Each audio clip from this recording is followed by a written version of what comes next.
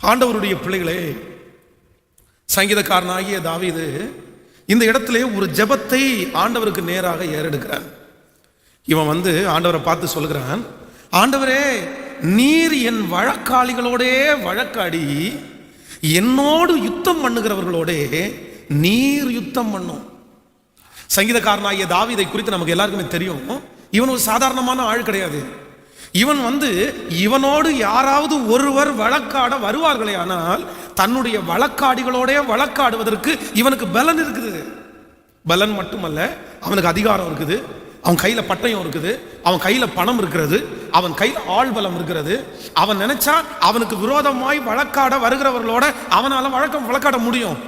அவனோட யுத்தம் பண்ண வருகிறவர்களிடத்துல இவனுக்கு சரி வாரா பாத்துக்கலாம், நீ என் கூட யுத்தம் பண்ண தானே வர்ற, நீ என் கூட சண்டை போட தானே வர்ற, பார்த்துக்கலாம் அப்படின்னு யுத்தம் பண்ணக்கூடிய சகல காரியமும் அவனுக்கு இருந்தும் ஆண்டவரை பார்த்து என்ன சொல்றான் அப்படின்னா, ஆண்டவரே, நீர் என் வழக்காடிகளோட வழக்காடி என்னோடு யுத்தம் பண்ணுகிறவர்களோட நீங்க யுத்தம் பண்ணுங்க. ஏன் அப்படி சொல்றான் அப்படின்னா, சங்கீதக்காரனாகிய தாவீது நன்றாய் ஒன்றை அறிந்து வைத்திருக்கிறான். எனக்கு திறமை இருந்தாலும், எனக்கு ஆழ்வலம் இருந்தாலும், எனக்கு பணம் இருந்தாலும், என் கையில பட்டயம் இருந்தாலும், என் வழக்காடிகளோட நான் வழக்காடி ஜெயிக்க முடியாது. என்னோட யுத்தம் பண்ணுகிறவர்களோட நான் யுத்தம் பண்ணி ஜெயிக்க முடியாது. நான் ஜெயிக்க முடியாது. ஒரு தேவனுடைய பிள்ளை அறிந்து கொள்ள வேண்டிய ஒரு மிகப்பெரிய அறிவு என்ன அப்படின்னா, உங்களுக்கு பணம் இருக்கலாம், உங்களுக்கு எதிராளி ஆனவனை விட உங்களுக்கு திறமைகள் இருக்கலாம், உங்க கையில ஆயுதங்கள் இருக்கலாம், உங்களுக்கு சகலவிதமான மரியாதையும் மதிப்பும் இன்னும் பெரிய கௌரவம் இருக்கலாம். ஆனால் உங்களோட வழக்காடுகிற நபர் சின்னவரா இருக்கலாம், உங்களுக்கும் அவர்களுக்கும் சம்பந்தமே இல்லாம இருக்கலாம். ஆனா நீங்க ஒன்றை நினைத்துக் கொள்ளுங்கள், கர்த்தர் உங்களுக்காக வழக்காடாவிட்டா அந்த வழக்கு நீங்க மரணம் வரைக்கும் தொடரும்ன்றதை நீங்க மறந்துடக்கூடாது. இன்னைக்கு நிறைய ஆண்டவருடைய பிள்ளைகள் செய்கிற ஒரு மிகப்பெரிய தவறு என்ன அப்படின்னா, தன்னோடு வழக்காடுகிறவர்களோட இவர்கள் வழக்காடுகிறார்கள், தன்னோடு யுத்தம் பண்ணுகிறவர்களோட இவர்கள் யுத்தம் பண்ணுகிறார்கள். நீ வந்தா நானும் பாத்துக்கிறேன்ப்பா, நீ பேசினா நானும் பேசிக்கிறேன்ப்பா, நான் என்ன உன்னோட குறைஞ்சவனா, நான் என்ன உன்னோட சின்னவனா, நான் அப்படியெல்லாம் தாழ்ந்தெல்லாம் போக முடியாது. எங்கேயோ இருக்கிறவன், எங்கேயோ பண்றவன், நீ ஒரு சாதாரணமான ஆளு, நீ என் கூட வழக்காட வரும்போது நான் உனக்கு செய்ய வேண்டாமா? அப்படி என்கிற மனப்பான்மை எங்களுக்குள்ளே இருக்கிற வரைக்கும் நிச்சயமா யுத்தத்துல நீங்கள் வெற்றியே அடைய முடியாது. எப்போ ஒரு தேவனுடைய பிள்ளை யுத்தத்தில் வெற்றி அடைவாங்க அப்படின்னா, உங்களுக்காக ஆண்டவர் எப்பொழுது வழக்காடுகிறாரோ அப்பொழுதுதான் அந்த யுத்தத்தில் ஓய்வு வரும். இஸ்ரவேல் ஜனங்களை குறித்து வேதத்தில் நம்ம வாசிக்கும் போது வேதம் சொல்லுகிறது, இஸ்ரவேல் ஜனங்கள் 400 வருடம் அடிமைத்தனத்தில் இருந்தார்கள். இந்த 400 வருடத்திலையும் பார்த்தீர்களே ஆனால் எத்தனையோ பேர் அவர்களிடத்திலே வழக்காடினார்கள். மோசே எழும்பி பார்வோனிடத்திலே வழக்காடுகிறார். என் ஜனங்கள் கஷ்டப்படுறாங்க, இந்த ஜனங்களை அடிக்கிறவன் யார் அப்படின்னா, ஒரு எபிரேயனை ஒரு எகிப்தியன் அடிக்கிறத பார்த்து உடனே இவனுக்கு கோபம் வந்து அவனோட வழக்காடி அவனை அடிச்சு மணல்ல புதைச்சிட்டு தன்னுடைய ஜனத்திற்காக வழக்காடுகிறான். ஆனா அவன் வழக்காடி ஏதாவது ஜெயத்தை பெற்றுக்கொண்டானா அப்படின்னு வேதத்துல வாசிக்கும் போது இல்லவே இல்லை. அவனுடைய வழக்காடுகிறதுனாலே அவன் ஒரு பெரிய வெற்றி அடையல, தோல்வியை தான் அடைஞ்சான். வழக்காடுகிறதுனால் தன் தேசத்தை விட்டு துரத்தப்படுகிற ஒரு சூழ்நிலை உண்டானது. சோ ஒன்று நன்றாய் அறிந்து கொள்ளுங்கள், நம்முடைய வழக்காடிகளோட நம்ம வழக்காட முடியாது. உங்க கணவனாரோட நீங்க வழக்காட முடியாது, உங்க மனைவியோட நீங்க வழக்காட கூடாது, உங்களுடைய அயல் நீட்டானோட நீங்க வழக்காட கூடாது, உங்கள் வேலை ஸ்தலத்தில் இருக்கிற நபரோட நீங்க வழக்காட கூடாது. அப்படி ஒருவேளை உங்களோடு யுத்தம் பண்ண வருகிற அந்த நபரை பார்த்து நீங்க என்ன சொல்லணும் அப்படின்னா, சங்கீதக்காரனாகிய தாவீதை போல எப்படி ஜெபிக்கணும்னா, ஆண்டவரே, நீர் எங்கள் வழக்காளிகளோட வழக்காடுங்க ராஜா, நீர் வழக்காடுங்க ராஜா. ஆனால் இஸ்ரவேல் ஜனங்கள் 400 வருஷம் அடிமைத்தனம் முடிஞ்சதற்கு பிறகு இப்போ ஆண்டவரே ஜனங்களுக்காக வழக்காடுகிறார், கர்த்தரே வழக்காடுகிறார். ஆண்டவரே பார்வோனுக்கு விரோதமா யுத்தம் பண்ண ஆரம்பிக்கிறார். நீங்க வேதத்துல படிச்சு பாருங்க, ஆண்டவர் ஜனங்களுக்காக வழக்காட ஆரம்பிச்சதற்கு பிற்பாடு, ஆண்டவர் ஜனங்களுக்காக யுத்தம் பண்ண ஆரம்பிச்சதுக்கு பிற்பாடு அவர்கள் ஒன்றுமில்லாமல் போய்விட்டார்கள். அவர்களுடைய குதிரைகளுடைய அந்த குதிரைகள் போன அந்த வீல் அதுல இருக்கிற அதெல்லாம் கலரும்படியாக அந்த நெட்டு போட்டெல்லாம் கலந்து அவங்க தனியாக அந்த வெள்ளத்துல இருந்து வேதம் சொல்லுகிறது, அன்றைக்கு அவருடைய குதிரை வீரர்கள் எல்லாரும் அந்த கடலுடைய தண்ணீரிலே அடைக்கப்பட்டார்கள். அன்றைக்கு இஸ்ரவேல் ஜனங்கள் சந்தோஷம் பொங்குதே என்கிற பாடலை பாடி அவர்கள் அக்கறையை கடந்து போனார்கள். இத்தனை நாட்களும் அவர்களால் ஜெயிக்க முடியல. ஆனா ஆண்டவர் வழக்காடுறதுக்கு பிற்பாடு கர்த்தர் சொல்லுகிறார், இன்று கண்ட எகிப்தியனை நீங்கள் இனி என்றும் காண்பதில்லை. அன்றைக்கு பார்த்த எகிப்தியன் திரும்ப இஸ்ரவேல் ஜனங்களுடைய வழியில வரவே இல்லை. காரணம் என்ன அப்படின்னா, கர்த்தர் உங்களுக்காக யுத்தம் பண்ணுவார், நீங்கள் சும்மா இருப்பீர்கள், சும்மா இருப்பீர்கள். அப்போ நீங்க அறிந்து கொள்ள வேண்டிய ஒரு அறிவு என்ன அப்படின்னா, ஆண்டவரே என் வழக்காளிகளோடு நீர் வழக்காடும், என் மேல் யுத்தம் பண்ணுகிறவர்களோடு நீர் யுத்தம் பண்ணும். நான் யுத்தத்துக்கு போக மாட்டேன் ஆண்டவரே, நான் வழக்காட போக மாட்டேன் ஆண்டவரே, நான் சண்டைக்கு போக மாட்டேன் ஆண்டவரே, என் பலன் இருந்தாலும் நான் போக மாட்டேன் ஆண்டவரே. அப்படி யாரெல்லாம் தீர்மானம் எடுக்கிறார்களோ அவர்களுக்காக ஆண்டவர் வழக்காடுவேன் என்று வாக்கு கொடுக்கிறார். கடந்த நாட்களிலே நான் நேற்றைக்கு இரவிலே ஆண்டவருடைய சமூகத்திலே இந்த வார்த்தைக்காக ஜெபித்து கொண்டிருக்கும் போது ஆண்டவர் என்னுடைய இருதயத்திலே பேசின ஒரு வார்த்தை, நான் உனக்காக வழக்காடுவேன் என்று ஆண்டவர் என்னுடைய இருதயத்திலே பேசினார். இந்த சத்தத்தை கேட்கிற ஆண்டவருடைய பிள்ளைகளே, ஒருவேளை இப்படிப்பட்ட ஒரு சூழ்நிலையிலே நீங்கள் கடந்து போகலாம். உங்களுக்காக யாரும் வழக்காடுவதற்கு முடியாத ஒரு சூழ்நிலையிலே இருக்கலாம். யார் எனக்காக வழக்காடுவார், யார் எனக்காக இந்த காரியத்தை செய்வார் என்று ஒரு பெரிய பிரச்சனைக்குள்ளாக நீங்கள் கடந்து போகலாம். ஆனா ஆண்டவர் இன்றைக்கு தெளிவாய் வாக்கு கொடுக்கிறார், நான் உனக்காக வழக்காடுவேன், நான் உனக்காக வழக்காடுவேன். இந்த வார்த்தையை நான் தியானித்துக் கொண்டிருக்கும் போது ஆண்டவர் வேதத்திலே ஒரு குறிப்பிட்ட ஒரு மனிதனை எனக்கு கர்த்தர் காண்பித்து, அந்த மனிதனுக்காக ஆண்டவரே வழக்காடினார். ஏன் ஆண்டவர் வழக்காடினார் என்று ஒரு 3 காரியத்தை குறித்து ஆண்டவர் என்னுடைய இருதயத்திலே பேசினார். அந்த மனுஷன் தன்னோட வழக்காடுவதற்காக ஆண்டவரிடத்தில் அவன் ஜெபிக்கல, எனக்காக இந்த மாதிரி வழக்காடுங்க ஆண்டவரே, எனக்கு இந்த மாதிரி ஒரு பிரச்சனைக்குள்ள கடந்து போகிற ஆண்டவரே. அவன் ஜெபிக்கல, அவன் கேட்கல, அவனுக்கு அந்த விஷயத்தை குறித்து தெரியாது. ஆனால் ஆண்டவரே அவனுக்காக வழக்காடினார் என்று வேதம் தெளிவாக சொல்லுகிறது. எப்படி வழக்காடினாராமா, அவனுக்கு விரோதமாய் எழும்பின மனிதன் உலகத்தான் அல்ல, அவனுக்கு விரோதமாய் எழும்பின மனிதன் ஒரு கிறிஸ்தவன் அல்லாதவன் அல்ல, தேவனோடு நடக்காதவன் அல்ல.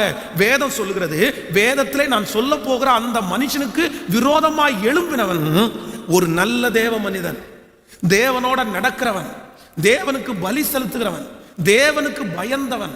இன்னும் சொல்ல போனா தேவனுடைய இருதயத்திற்கு ஏற்ற தாசன், தேவனுக்கு இருதயத்திற்கு ஏற்ற தாசன், தேவனோட நடக்கிறவன், தேவனை ஆராதிக்கிற ஒரு மனுஷனுக்கு விரோதமாய் பண்ணின அந்த துரோகத்தை கர்த்தர் மனசுல வச்சு அவனுக்கு விரோதமாய் வழக்காடினார். நீ என் பிள்ளையா இருக்கலாம்ப்பா, நீ என்னை ஆராதிக்கலாம்ப்பா, நீ என் இருதயத்திற்கு ஏற்ற தாசனா இருக்கலாம்ப்பா, ஆனா நீ ஒண்ணுமே தெரியாத ஒரு மனுஷனிடத்துல சண்டைக்கு போனதுனால, அவனுடைய வாழ்க்கைக்கு விரோதமாய் போனதுனால உன்னோட நான் வழக்காடுவேன்னு சொல்லி கர்த்தர் ஒரு சாதாரணமான ஒரு மனிதனுக்காக தன்னை நேசிக்கிற மனிதனோட வழக்காடினார். நான் நம்புறேன், ஒரு தேவனோட நடக்கிற மனுஷனிடத்திலேயே கர்த்தர் வழக்காடுவாரே, ஆனால் ஒரு சாதாரணமான மனுஷனுக்காக கர்த்தர் தேவ மனுஷனிடத்துல வழக்காடுவாரானால், உங்களுக்கு விரோதமாக எழும்புகிற உலகத்தானிடத்துல கர்த்தர் வழக்காட மாட்டாரு? ஆண்டவருக்கு விரோதமான இடத்துல கர்த்தர் வழக்காட மாட்டாரு? கர்த்தருடைய ஊழியத்திற்கு விரோதமானவர்கிட்ட வழக்காட மாட்டாரு? நான் நம்புறேன், கண்டிப்பாக கர்த்தர் உங்கள் வழக்காடிகளோடு வழக்காடுவேன் என்று கர்த்தர் வாக்கு கொடுக்கிறார். உங்களோடு யுத்தம் பண்ணுகிறஇடத்திலே நான் யுத்தம் பண்ணுவேன் என்று கர்த்தர் வாக்கு கொடுக்கிறார். ஆமென். எனக்கு ரொம்ப ஆச்சரியமா இருந்துச்சு ஆண்டவர் அந்த வார்த்தையை பேசும்போது. நான் ஆண்டவருக்கு ரொம்ப நன்றி சொன்னேன். இன்றைக்கு வேதத்தில் ஒரு மனுஷனை குறித்து நம்ம வாசிக்க போகிறோம். எடுத்துக்கொள்ளுங்கள், 2 சாமுவேலின் புஸ்தகம் 11ஆம் அதிகாரத்தை நாம் எடுத்துக்கொள்ளலாம். 2 சாமுவேல் 11ஆம் அதிகாரத்திலே 3வது வசனத்திலிருந்து நம்ம தொடர்ந்து வாசிக்க போகிறோம். 2 சாமுவேல் 11ஆம் அதிகாரம் 3வது வசனத்திலிருந்து நம்ம வாசிக்கலாமா? எல்லாரும் எடுத்துக்கொள்ளுங்கள். 2 சாமுவேல் 11ஆம் அதிகாரத்திலே 3வது வசனத்திலிருந்து வாசிக்கலாம். அப்பொழுது தாவீது அந்த ஸ்திரீ யார் என்று விசாரிக்க ஆள் அனுப்பினான். போதும், நீங்கள் 4வது வசனத்தை, அப்பொழுது தாவீது ஆள் அனுப்பி அவளை அழைத்து வர சொன்னான். இப்பொழுது 5வது வசனத்தை வாசிக்கலாம். அந்த ஸ்திரீ கர்ப்பம் தரித்து தன் கர்ப்பவதி ஆனதென்று தாவீதுக்கு அறிவிக்கும்படி ஆள் அனுப்பினார். அப்பொழுது தாவீது, ஏத்தியனாகிய உரியாவை என்னிடத்தில் அனுப்பு என்று யோவாவின் அண்டைக்கு ஆள் அனுப்பினான். அப்படியே யோவாப் உரியாவை தாவீதிடத்திற்கு அனுப்பினான். உரியா அவனிடத்தில் வந்தபோது தாவீது அவனை பார்த்து, யோவாப் சுகமாய் இருக்கிறானா? ஜனங்கள் சுகமாய் இருக்கிறார்களா, யுத்தத்தின் செய்தி நற்செய்தியா என்று விசாரித்தான். பின்பு தாவீது உரியாவை நோக்கி, நீ உன் வீட்டிற்கு போய் பாத சுத்தி செய் என்றான். உரியா ராஜாவின் அரண்மனையிலிருந்து புறப்பட்ட போது ராஜாவினிடத்திலிருந்து உச்சிதமான பதார்த்தங்கள் அவன் பின்னாலே அனுப்பப்பட்டது. ஆனாலும் உரியா தன் வீட்டிற்கு போகாமல் ராஜ அரண்மனையின் வாசலிலே தன் ஆண்டவனுடைய எல்லா சேவகரோடையும் கூட படுத்து கொண்டிருந்தான்.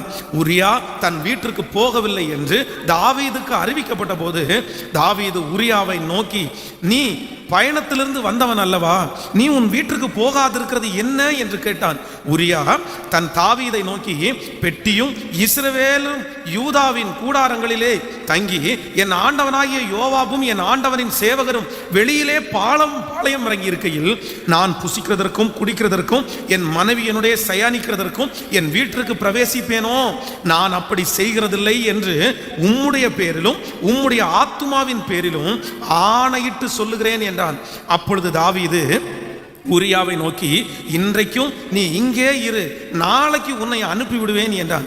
அப்படியே உரியா அன்றும் மறுநாளும் எருசலேமிலே இருந்தான். தாவீது அவனை தனக்கு முன்பாக புசித்து குடிக்கிறதற்கும் அழைத்து அவனை வெறிக்கவும் பண்ணினான்.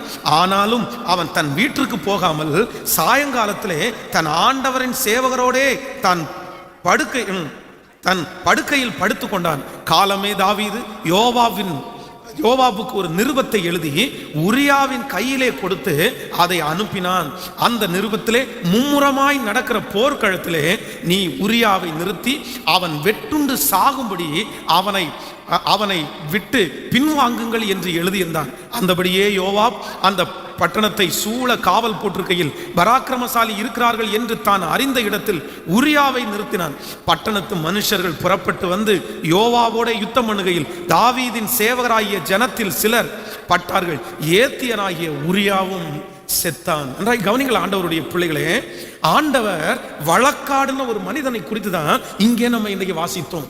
அவன் வேதம் சொல்லுகிறது உரியா என்கிற தாவீதினுடைய சேவகனாயிருந்தான். தாவீது ஆண்டவருக்கு பயப்படுகிறவன், தாவீது ஆண்டவரோட நடக்கிறவன். ஆனால் உரியா அந்த அளவுக்கு ஆண்டவரோட நடந்ததாக சொல்லவில்லை. ஆனால் தன்னுடைய எஜமானனுக்கு மிகவும் உண்மையானவன். கர்த்தர் வழக்காடினது சாதாரணமான மனிதனோடைய அல்ல, தாவீதோடைய ஆண்டவர் வழக்காடினார். தாவீதிற்காக ஆண்டவர் நிறைய இடத்திலே வழக்காடினார். தாவீதிற்காக ஆண்டவர் சில ராஜாக்களிடத்திலே வழக்காடினார். தாவீதிற்காக ஆண்டவர் சவுலிடத்திலே வழக்காடினார். தாவீதிற்காக பெரிய பெரிய நபர்களோடு ஆண்டவர் வழக்காடினார். நாபால் என்ற ஒரு மனிதனுக்காக வழக்காடினார். ஆனா முதல் முறையா இன்னொரு மனிதனுக்காக கர்த்தர் தாவீதினிடத்திலே வழக்காடினார் என்று இந்த சம்பவத்திலே வாசிக்கிறோம். இந்த சம்பவத்துல தாவீது இந்த உரியா என்பவனுக்காக ஏன் வழக்காடினார்? சரி, தாவீது ஆண்டவருடைய பிள்ளை அல்லவா, ஆண்டவருடைய இருதயத்துக்கு ஏற்ற தாசன் அல்லவா, சரிப்பா நீ தப்பு பண்ணிட்ட, நான் உன்னை மன்னிச்சு விடுறேன் அப்படின்னு ஆண்டவர் தாவீதை மன்னிச்சு விடலாம்ல. ஏன் ஆண்டவர் உரியாவுக்காக கர்த்தர் வழக்காடினார்? அவன் ஜெபிக்காம இருந்த போதிலும் ஏன் ஆண்டவர் வழக்காடினார்னா 3 காரியம் என் இருதயத்தை தொட்டது. நம்பர் 1, முதலாவதாக நான் இந்த பகுதியில் வாசிக்கும் போது ஒன்றை நான் நம்பினேன், இந்த உரியாவிற்காக கேட்கிறதற்கு கூட யாருமே இல்லை. கவனிங்க, தாவீது அந்த உரியாவை தன்னுடைய அங்க யுத்தத்திலிருந்து வர சொல்லி உரியாவுனுடைய மனைவி குளித்து கொண்டிருக்கும் போது இவன் மேல உப்பரிகளை இருந்து பார்த்து கொண்டிருக்கிறான். பார்க்கும்போது அந்த சகோதரனுடைய பார்த்ததுனால அந்த இச்சையிலே விழுந்தான். இச்சையிலே விழுந்தது மட்டுமல்ல, அவன் அந்த உரியாவுனுடைய மனைவி பத்சேபாளிடத்திலே தவறாக அவன் நடந்து கொண்டான். தவறாக அவன் நடந்து கொண்டது நிமித்தமாக இப்பொழுது அவள் கர்ப்பம் தரிக்கிறாள். அவள் கர்ப்பம் தரிச்சு தன்னுடைய அந்த ராஜாவுக்கு சொல்லி அனுப்புறார், இந்த மாதிரி நீங்க கணவனார் இல்லாத போது என்னிடத்துல இருந்தீங்க, அதனால நான் இப்ப கர்ப்பவதி ஆயிருக்கிறேன், நீங்க என்ன பண்ண போறீங்க அப்படின்னு ஆள் அனுப்பி சொல்லுகிறார். உடனே தாவீதுக்கு உடனே ஒரு குறுக்கு புத்தி வருது, ஒன்னு பண்ணலாம். உடனே யோவாப்பை அழைத்து இவன் என்ன பண்றான் அப்படின்னா, நீ ஒன்னும் யுத்தத்துக்கு போக வேண்டிய அவசியம் இல்லப்பா, அங்க யுத்தத்துக்கு போறதுக்கு நிறைய பேர் இருக்காங்க, நீ ஒண்ணு பொண்ணு, நீ வீட்டுக்கு போய் உன் மனைவியோட சந்தோஷமா இரு அப்படின்னு அனுப்பி விடுறாரு. அனுப்பி விடுறது மட்டும் இல்ல, இவன் தன்னுடைய வீட்டுக்கு போயிட்டான்றதற்காக நிறைய பதார்த்தத்தை பின்னாடி அனுப்பி வைக்கிறாரு. ஒரு ராஜா யாருக்குமே அதை செய்ய மாட்டாரு. இதுவரைக்கும் அவனுடைய ராஜ்ய பாரத்திலே இருக்கிற ஒரு சேவகனுக்கு இப்படிப்பட்ட ஒரு காரியத்தை தாவீது பண்ணினதே இல்லை. ஆனா தன்னுடைய தவறை மறைக்க வேண்டும் என்கிற ஒரே காரணத்திற்காக இவன் என்ன பண்றான் தெரியுமா? உரியா போனதுக்கு பிற்பாடு அவனுக்கு பின்னாடி பதார்த்தங்களை அனுப்பி வைக்கிறான். ஆனா இந்த உரியா போனது மாதிரி போயிட்டான். திரும்பி வந்து திரும்ப ஒரு ராஜா அவனிடத்துல இருக்கான். திரும்பி கேட்கிறான், டேய் என்னடா நீ வீட்டுக்கு போகலையா? இங்க உட்காந்து இருக்கிற, நான் தான் உன் மனைவி இடத்துல போவோம், வீட்டுக்கு போ சாப்பிடு அப்படின்னு சொன்னேன்ல. உடனே அவன் சொல்றான், ராஜா என்ன சொல்லிட்டு இருக்கிறீங்க? உங்களுடைய சேவகர்கள் யோவாப் படை தளபதி இவங்க எல்லாருமே யுத்தம் பண்றதுக்கு அங்க நின்று இருக்கிறாங்க. யுத்தம் நடந்துட்டு இருக்குது. நான் ஒரே ஒரு ஆள் சேவகன் என் வீட்டுல போய் சாப்பிடுவேனா? என் வீட்டுல போய் சந்தோஷமா இருப்பேனா? என் மனைவி இடத்துல சந்தோஷமா இருப்பேனா? நான் போக மாட்டேன் ராஜா, நான் போக மாட்டேன் அப்படின்னு அங்கேயே படுத்து கொண்டான். திரும்ப தாவீது அவனை பார்த்து சொல்றான், சரி இன்னைக்கு நீ படுத்துக்கோ, நாளைக்கு நான் அவனை அனுப்பி விடுறேன், நாளைக்கு உனக்கு சொல்றேன் அப்படின்றாரு. நாளைக்கு சொல்ல முடியல, 2 நாள் தாண்டி திரும்ப அவனை என்ன பண்றான் அப்படின்னா தன்னுடைய வீட்டுல அழைச்சு அந்த ராஜா அவனுக்கு சாப்பாடு கொடுத்து வேதம் சொல்லுது அவனை வெறிக்க பண்ணினான். எப்படியாவது இவனுடைய மனசை மாத்தி இவனை வீட்டுக்குள்ள போய் இவன் தன்னுடைய மனைவியோட சேர்ந்துட்டான் அப்படின்னா நம்ம பேர்ல தப்பு வராது, இந்த தப்பை மறைக்கலான்றதற்காக ஒரு ராஜா, ஆண்டவரோட நடக்கிறவன், ஒரு பரிசுத்தவான், தேவனுக்கு இருதயத்திற்கு ஏற்ற தாசன் தன்னுடைய பாவத்தை மறைக்கிறதற்காக உரியாவை வெறிக்க பண்ணினான். ஆனாலும் அவன் எவ்வளவோ குடிச்சிருந்தாலும் நிதானமா இருந்தான். என் வீட்டுக்கு மட்டும் நான் போக மாட்டேன், என் வீட்டுக்கு மட்டும் போக மாட்டேன். இவன் வீட்டுக்கு போகலன்ற செய்தி அறிஞ்ச உடனே அடுத்த ஒரு குறுக்கு புத்தி வருது பாருங்களேன். ஒரு லெட்டர் எடுத்து அந்த லெட்டர்ல எழுதுறான். என்ன எழுதுறான் தெரியுமா? இந்த மாதிரி யுத்தம் மும்முரமா நடக்கும்போது உரியாவை முன்னாடி நிறுத்துங்க, உரியாவை முன்னாடி நிறுத்தி நல்ல யுத்தம் வரும்போது நீங்க எல்லாம் விலகிருங்க, ஆப்போசிட்ல இருக்கிறவன் வெட்டும் போது முதல்ல உரியா செத்துறட்டும், உரியாவை கொன்றுங்க. அவனுடைய கையில லெட்டர் கொடுத்து விடுறான். யோவாப் கையில லெட்டர் போகுது. யோவாப் பிரிச்சு படிச்சு பார்க்கறான், இவனை கொன்றுங்கன்னு எழுதப்பட்டிருக்கிறது. ஆனா இந்த யோவாப் உரியாவை ஏன் ராஜா நீங்க கொல்லணும்? உரியாவை எதுக்கு கொல்லணும்? உரியாவை கொல்ல வேண்டிய அவசியம் இல்லைல்ல. அவன் ஒரு நல்ல சேவகன், அவன் இதுவரைக்கும் ஒரு தீமையை கூட செய்யல. நம்முடைய இஸ்ரவேல் ஜனத்துல யுத்தத்துல நிற்கிற ஒருத்தர் கூட சாகக்கூடாது, அதுதான் நமக்கு மிகப்பெரிய வெற்றி அப்படின்னு தாவீதினிடத்துல யாருமே உரியாவுக்காக கேள்வி கேட்கறதுக்கு ஆள் இல்லை. உரியாவுக்காக உரியாவை கொல்ல வேண்டாம், உரியா என்ன தப்பு பண்ணனா அப்படின்னு அவன் பட்சத்திலே வழக்காடுவதற்கு என்று ஒருத்தர் கூட இல்லை. அதனாலதான் என் ஆண்டவராகிய தெய்வம் உரியாவுக்காக தாவீதினிடத்தில் வழக்காடுகிறார்.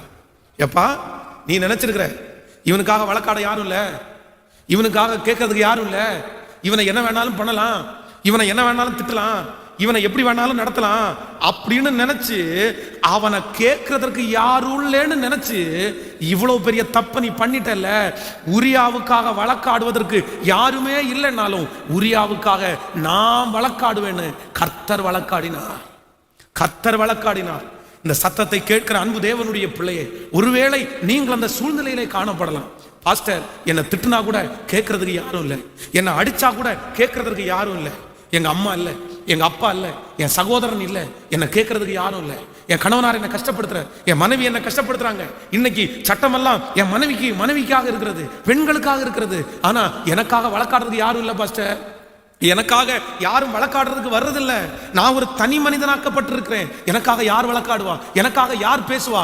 ஆனா ஆண்டவர் இன்றைக்கு அப்படிப்பட்ட இருதயத்தோட இருக்கிற ஒவ்வொருத்தரையும் பார்த்து கர்த்தர் சொல்லுகிறார், உனக்காக வழக்காடுவதற்கு யாருமே இல்லை என்றால் நான் உனக்காக வழக்காடுவேன் என்று கர்த்தர் வாக்கு கொடுக்கிறார். உன்னுடைய ஊழியத்திற்காக வழக்காடுவதற்கு யாரும் இல்லாமல் இருக்கலாம். எதிரி பெரியவனா இருக்கலாம், எதிரி பணக்காரனா இருக்கலாம், எதிரி அரசியல்வாதியா இருக்கலாம், எதிரி சமுதாயத்தில் உயர்ந்த மனிதனா இருக்கலாம், எதிரி பெரிய பெரிய ஒருவேளை அவன் பெரிய பெரிய பொறுப்புகளிலே இருக்கிறவனா இருக்கலாம். உன்னை கேட்கிறதற்கு யாரும் இல்லைன்னு நினைச்சு உங்களோட வழக்காடுறவங்களை பார்த்து கர்த்தர் சொல்லுகிறார், நான் அவர்களோட வழக்காடுவேன், நான் அவர்களோட வழக்காடுவேன். என்னுடைய கர்த்தர் இந்த உரியாவுக்காக ஏன் வழக்காடினார் அப்படின்னா அவனுக்காக கேட்கறதுக்கு யாருமே இல்லை, அவனுக்காக கேட்கறதுக்கு யாருமே இல்லை. இப்படி ஒரு போர்ச்சேவனுக்கு வருமா? சொந்த மனைவி கூட அவனுக்காக கேட்கலங்க. ராஜாவுக்கு சப்போர்ட் பண்ணி ராஜாவுக்கு உடந்தையா இருந்து என் கணவனாரை மட்டும் என் வீட்டில் விட்டுருங்க, என் கணவனாரை மட்டும் கொன்றாதீங்க, பரவாயில்ல இந்த விஷயத்தை நான் ஏத்துக்கிறேன், இந்த காரியத்தை நான் ஏத்துக்கிறேன். மனைவி கூட அவனுக்காக வழக்காடுவதற்கு இல்லை. இல்லை அப்படின்னா அந்த வீட்டில் யாராவது ஒருத்தர் அவனை குடிக்க பண்ணும்போது, ஏன் ராஜா இப்படி பண்றீங்க, ஏன் ராஜா இப்படி பண்றீங்க, நீங்க பண்ணினதே மகா பெரிய கொடுமை, அதோட சேர்ந்து இந்த கொடுமையை நீங்க செய்யலாமா? வேண்டாம் ராஜா, விட்டுருங்க ராஜா, அவனை விட்டுருங்க ராஜா, அப்படி அந்த இடத்துல கேட்கறதுக்கு யாரும் இல்லை. லெட்டரை கொண்டு வந்து கொடுக்குறானே யோவாபு, சே அவனுக்கு ஒரு இறக்கம் வேண்டாம்? சரி, இப்படிப்பட்ட ஒரு லெட்டரை இவனோட கொடுத்துட்டு இருக்கிறாரு. இந்த யோவாபு மாதிரி நல்ல ஒருத்தனும் கிடையாது.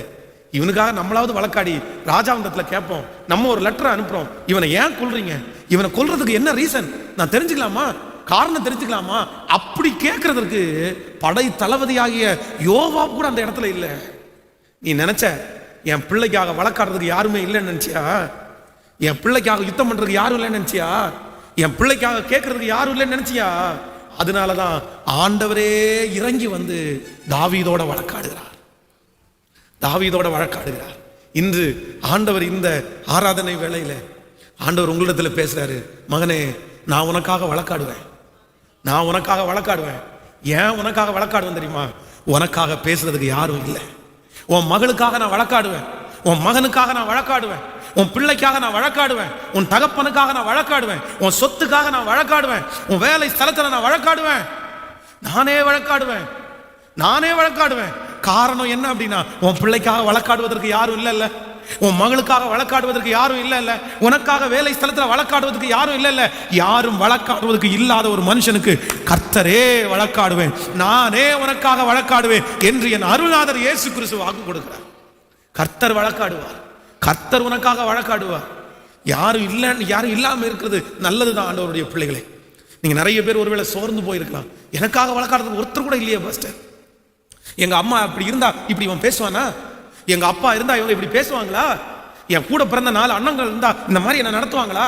நடத்த மாட்டாங்கல்ல, நடத்த மாட்டாங்கல்ல. இல்லைன்னா நான் ஏதாவது கொண்டு வந்திருந்தா இப்படி பேசுவாங்களா, நான் அழகா இருந்தா பேசுவாங்களா, இல்லைன்னா என் குடும்பத்துல எனக்காக யாராவது பேசுனாங்கன்னா பேசுவாங்க. நான் வாய் இல்லாத பூச்சி பாஸ்டர், நான் ஒரு பெரிய சம்பாத்தியம் பண்றவனா இருந்தா என்னட்ட இப்படி இவங்க பண்ணுவாங்களா?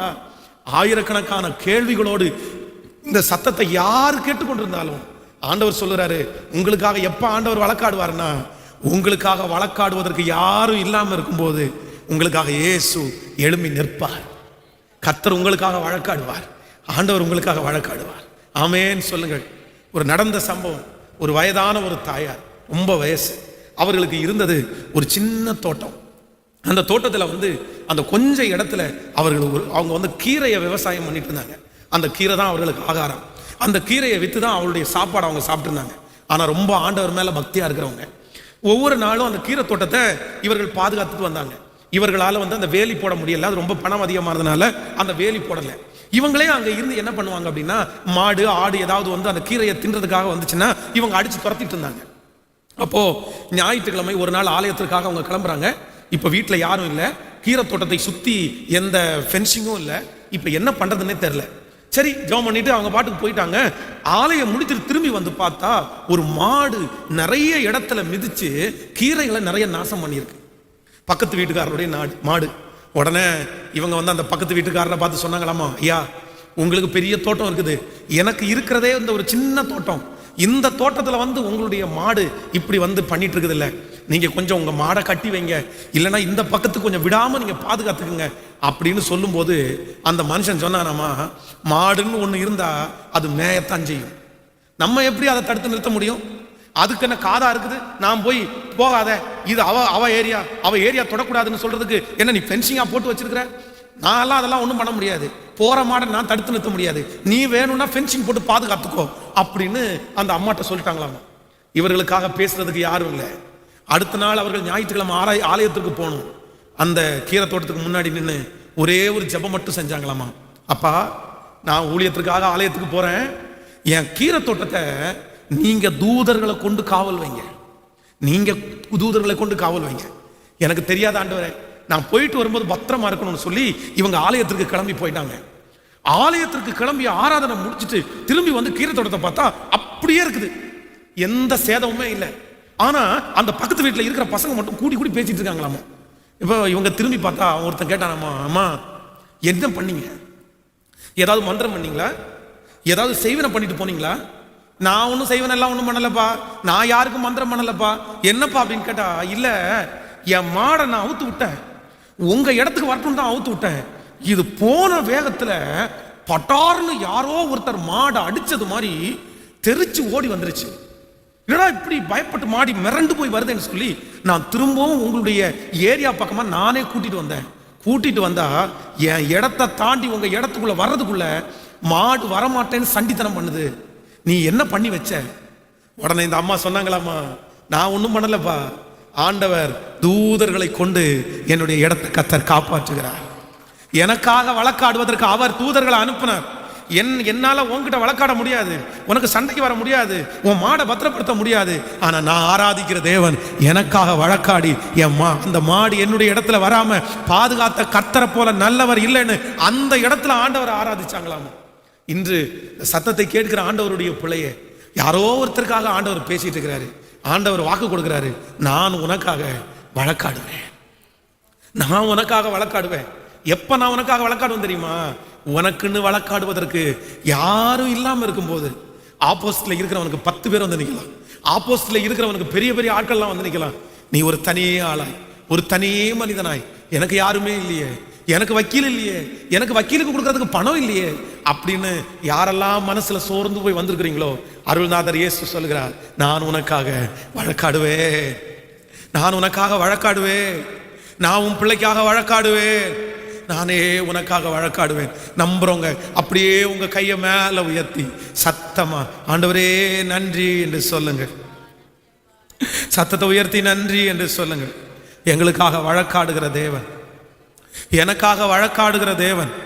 சொல்லுங்க, அவர் எனக்காக வழக்காடுகிறவர், அவர் எனக்காக வழக்காடுகிறவர், அவர் எனக்காக வழக்காடுகிறவர். எனக்கு யாரும் இல்லை என்று தெரிந்து எனக்காக வழக்காடுகிற கர்த்தர் அவர், எனக்காக வழக்காடுகிற கர்த்தர் அவர், எனக்காக வழக்காடுகிற தேவன்.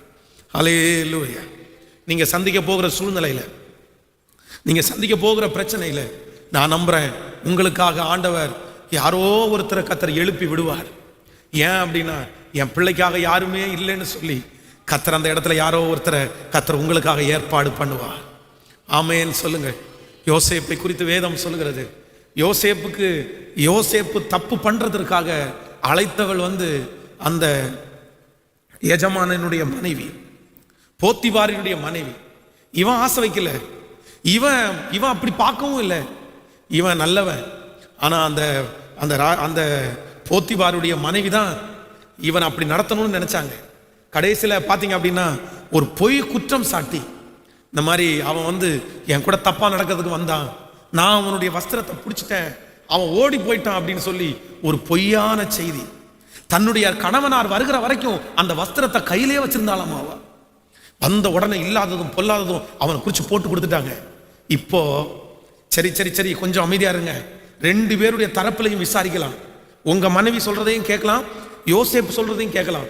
எந்த இடத்துல தப்பு நடந்துச்சுன்னு நம்ம பார்த்து அதுக்கப்புறம் அவனை கொண்டு போய் சிறைச்சாலையில போடலாம் அப்படின்னு யோசேப்புக்காக யாராவது பேசுறதுக்கு ஆள் இருந்தாங்களா? யாராவது ஆள் இருந்தாங்களா? யாருமே இல்லை. யோசேப்பிற்காக வழக்காடுவதற்கு யாரும் இல்லை. அவனுக்கு சிறை தண்டனை கொடுத்த உடனே ஏன் அந்த சிறை தண்டனை அவனுக்கு கொடுக்குறீங்க? அந்த மாதிரி என்ன தப்பு பண்றான்? வழக்காடுறதுக்கு யாருமே இல்லை. ஆனா நான் நம்புறேன் யோசேப்பிற்காக வழக்காடுறதற்கு ஒருத்தர் இருந்தார்.